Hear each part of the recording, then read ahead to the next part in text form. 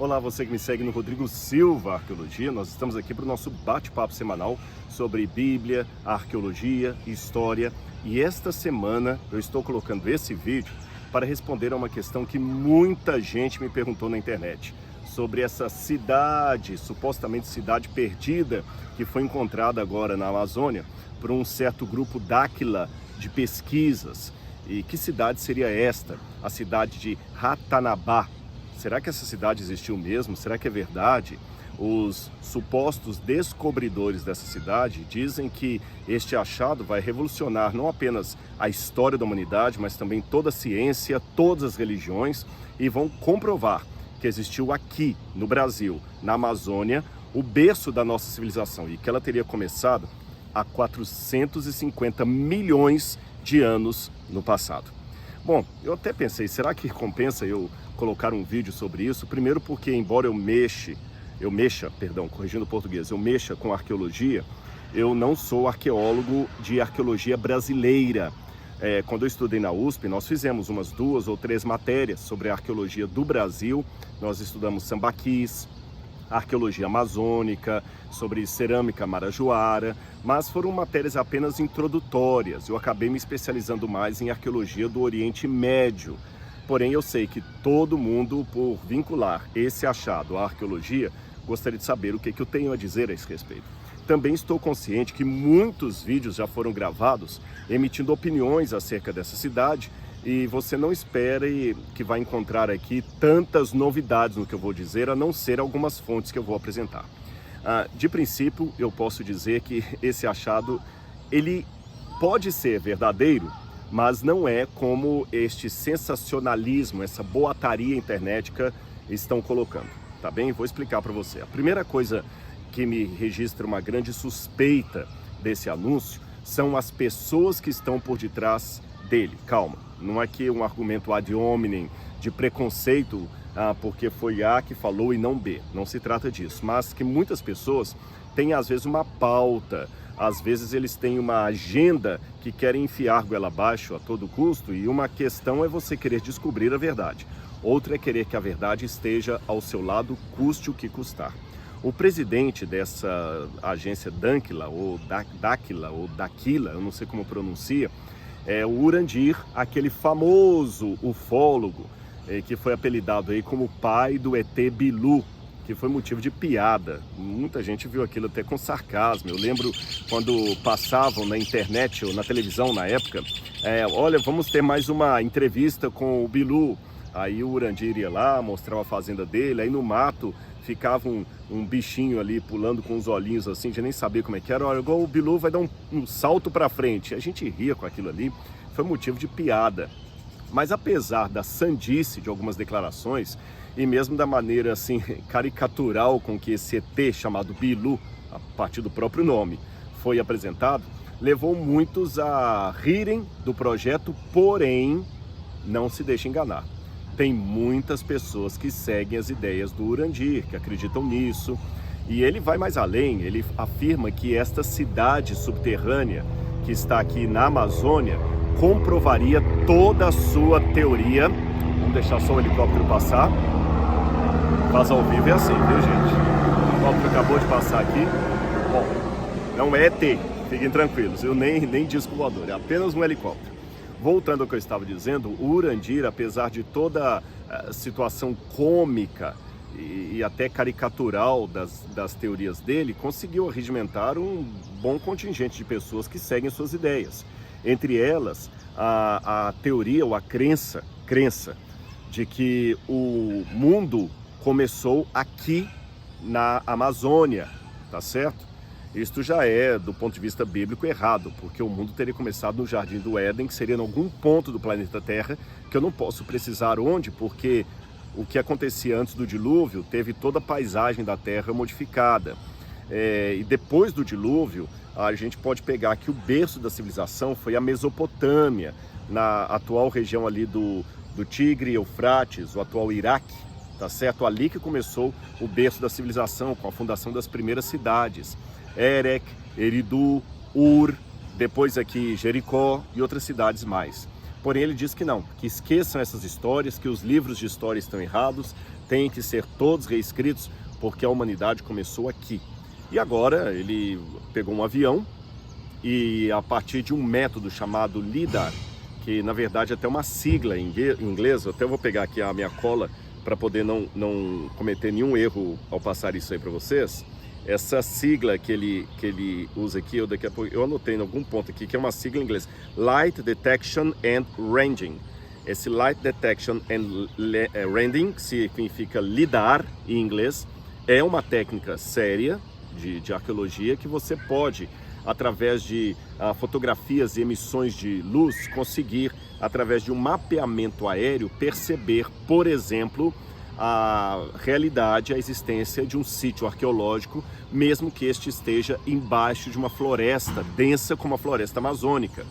E esse tipo de método de investigação já foi usado em outras ocasiões ali na Amazônia, inclusive poucos dias antes da declaração de Urandir e companhia sobre o achado dessa cidade aí, nós temos a informação que um estudo foi feito, documentado inclusive por arqueólogos europeus, que encontrou a comprovação de uma cidade pertencente ao povo Caçarabe, que habitou na Bolívia entre os anos 500 depois de Cristo até 1400 depois de Cristo. E quem esteve a cargo dessas pesquisas foi o arqueólogo alemão Heiko Prümers, tá certo? Então ele fez ali e detectou essa cidade com o mesmo método do Urandir.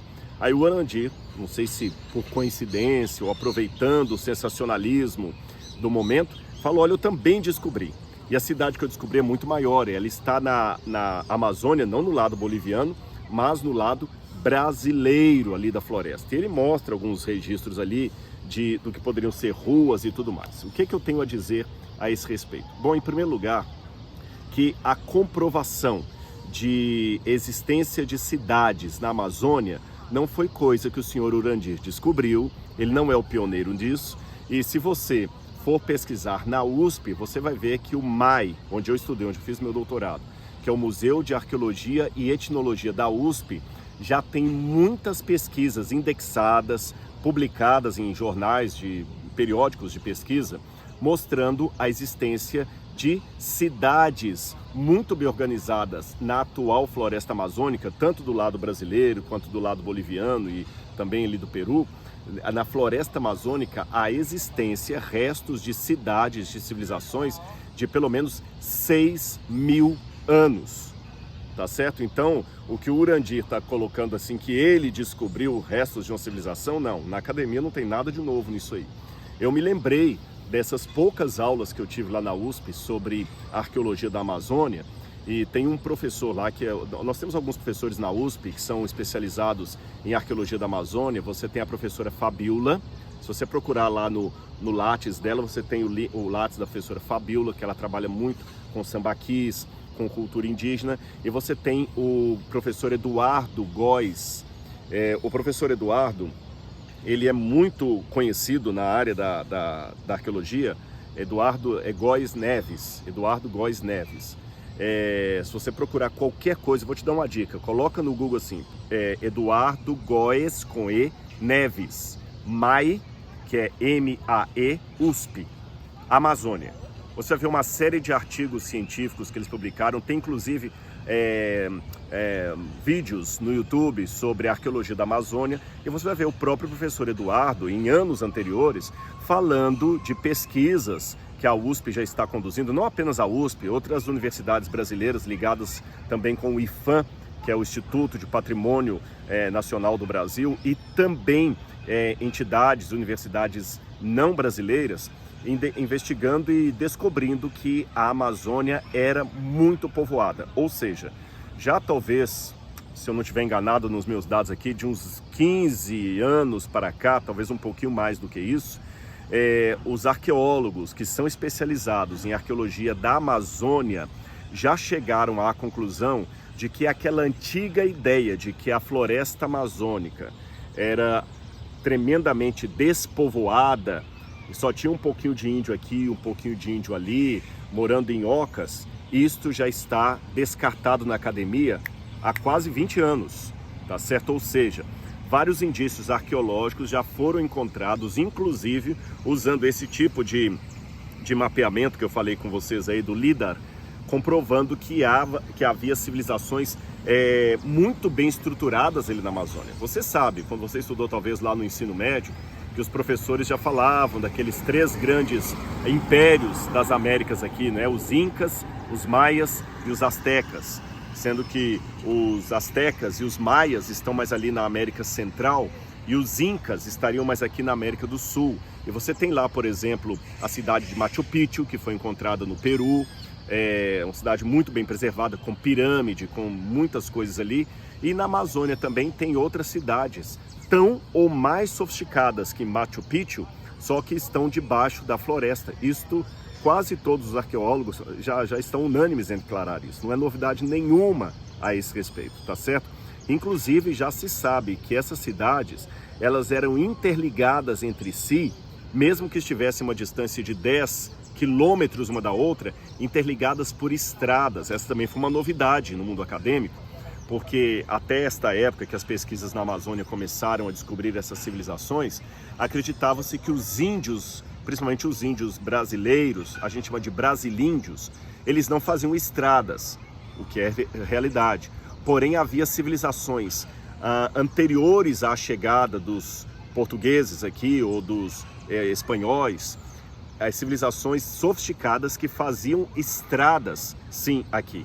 Na verdade, até no século XIX, nós já temos cartas de pioneiros, batedores, desbravadores, bandeirantes, que localizavam ruínas dessas cidades antigas, tá bom? Inclusive existe um caso de um explorador europeu que foi em busca de uma dessas cidades. Ele era meio místico também, ele se dizia descendente dos fundadores de uma dessas civilizações, e ele acabou sendo morto. Ele foi para o Rio de Janeiro, depois ele foi morto, e até a suspeita que quem o matou foi justamente o guia que o acompanhava lá na floresta, aquele homem que conhecia da floresta e que prometeu levá-lo a essa cidade ali.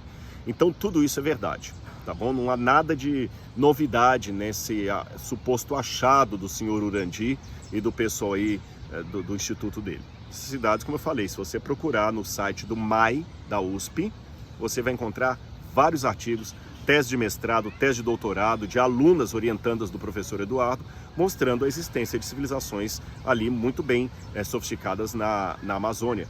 Muita coisa ainda está por descobrir, isso é verdade. Por quê? A falta de recursos financeiros, recursos públicos para escavação. Não é barato uma escavação. Para mandar um pessoal lá para a USP, da USP ou de qualquer outra universidade que tem arqueologia, como por exemplo a Universidade Federal de Pernambuco, que tem arqueologia, o Museu Nacional do Rio de Janeiro, outras instituições, e a floresta amazônica tem toda uma questão de terras indígenas, a proteção ambiental do IPHAN, licitação para fazer as escavações. Você está vendo essa polêmica aí com o agronegócio e tudo mais, ou seja, não é chegar simplesmente na Amazônia lá e fazer um monte de buracos como se você estivesse escavando o fundo da sua casa. É delicado, é demorado, envolve recursos, autorizações. Por isso que muitas dessas pesquisas ainda estão na sua fase preliminar, como aliás é em várias outras áreas de pesquisa arqueológica, tá bem? Agora vem o lado sensacionalista e cômico do senhor Urandi. Ele, com base nisso aí, ele falou: provei a cidade de Ratanabá. Essa cidade ela é maior do que a cidade de São Paulo.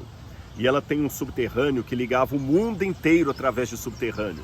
E só ali tem ouro maior do que qualquer outro país jamais descoberto. E isso fará do Brasil o país mais rico do mundo. Aí ele começa a viajar na maionese e vai dizer que há 450 milhões de anos ETs vieram e fundaram essa cidade, que foi a capital do mundo. Gente, aí começa a viajar na maionese de tal maneira que, sinceramente, eu não tenho nem como refutar uma declaração dessa. Não é porque o argumento seja sólido, é porque ele é tão ridículo e destituído de fundamentação básica, que seria como se eu dissesse para vocês aqui: olha, essa árvore aqui foi uma mulher que no dia do casamento virou essa árvore que está aqui atrás. É tão absurdo o que eu estou falando que você não tem como acreditar, mas não tem como refutar também, tá certo? Não é assim que um trabalho sério de arqueologia acontece. Então, tomem cuidado com essas questões de OVNIs, de UFOs, tem muito sensacionalismo na internet. Então, minha opinião aqui clara para vocês houve realmente, nós temos indícios de civilizações na Amazônia, não apenas no lado brasileiro, também na Bolívia, no Peru. Há ainda civilizações a serem descobertas. Ao que tudo indica, eram civilizações ágrafas, elas não deixaram material escrito, até onde saibamos. Não temos todas as informações. Agora, em primeiro lugar, que são civilizações de 450 milhões de anos, isso é ridículo. Inclusive, algumas que foram datadas com carbono 14, deram até 700 anos antes de Cristo. Houve uma outra civilização que foi dada por volta do ano 400 ao ano 1500, antes ali da chegada dos descobridores. Há indícios de civilização ali de até 6.000 anos, ou seja, nós temos ali algo da época quase patriarcal lá de Abraão. Então nós temos indício de que enquanto Abraão estava saindo de Ur e vindo para a terra prometida, já havia civilização, cidade habitada aqui na Amazônia. Isto havia. Como é que esse pessoal chegou aqui? É um mistério, mas ninguém sabe. Nem mesmo seja o arqueólogo que acredita na Bíblia, que não acredita na Bíblia, que acredita em Deus, que não acredita em Deus. Fala-se muito da teoria do Estreito de Bering, que eles vieram ali pelo Estreito de Bering. Outros acham que os primeiros habitantes das Américas podem ter chegado aqui na época da glaciação, que estava congelada e acabaram vindo até aqui. Outros pensam que podem ter vindo por navios. Nós não temos a resposta. E antes que você fique assustado, mas não temos resposta. Nós não precisamos, nós que cremos na Bíblia, ter resposta para tudo. Há mistérios. E esses mistérios não vão contra a Bíblia Sagrada. O fato de ter presença humana aqui, civilização aqui, não tira o mérito de nenhum versículo da Bíblia. Então, por que o desespero? Tá certo? Por que o desespero? Mas o sujeito falou que é uma cidade que tem subterrâneo. Bom, agora ele que tem que provar isso. E não tem absolutamente prova nenhuma disso. Eu não conheço um arqueólogo sério que vai falar que aquela cidade tem 450 milhões de anos. Nem criacionistas, nem evolucionistas, sabe? Esse site também, eu dei uma olhada lá, eles são ligados ao terraplanismo, embora ele troque a palavra terra plana por terra côncava, sabe? E até o terraplanismo mesmo não é perfeitamente o que ele defende. Que ele coloca um centro, um universo heliocêntrico. É meio confuso o negócio do senhor Urandir ali, sabe? Tão confuso como a figura do Bilu, que ele apresentou certa vez como comprovação do que ele acreditava. Não tenho nada contra a pessoa dele, não o conheço, mas vocês me perguntaram, está aqui a minha opinião. É sandice o que está sendo dito por aí, tá certo? Bom, agora, com relação a isso, eu termino com um conselho bíblico. Todas as vezes que vocês virem alguma coisa muito fora do comum assim na internet, você que acredita na Bíblia, lembre desse conselho de Paulo a Timóteo, que está em 2 Timóteo, capítulo 4, versículos 1 em diante, que eu vou ler para você. Diante de Deus e de Jesus Cristo, que há de julgar vivos e mortos, pela sua manifestação e pelo seu reino, peço a você com insistência que pregue a palavra. Insista, quer seja oportuno, quer não. Corrija, repreenda, exorte com toda paciência e doutrina. Pois virá o tempo em que não suportarão a sã doutrina. Pelo contrário, se rodearão de mestres segundo as suas próprias cobiças, como que sentindo coceira nos ouvidos. Eles se recusarão a dar ouvidos à verdade, entregando-se às fábulas. Mas você, seja sóbrio em todas as coisas, suporte as aflições, faça o trabalho de um evangelista, cumpra plenamente o seu ministério. E nós estamos vivendo um tempo deste, onde pessoas estão se cercando de fábulas e abandonando a história sagrada, que não é uma fábula. Onde pessoas estão rejeitando a sã doutrina e coçando as orelhas impacientes, seguindo a falsos mestres, não se preparando para o verdadeiro evangelho. Nós devemos nos basear na palavra de Deus, não ficar cercados de falsos mestres. E me chama a atenção que Paulo pede a Timóteo que ele seja sóbrio em todas as coisas. Sóbrio.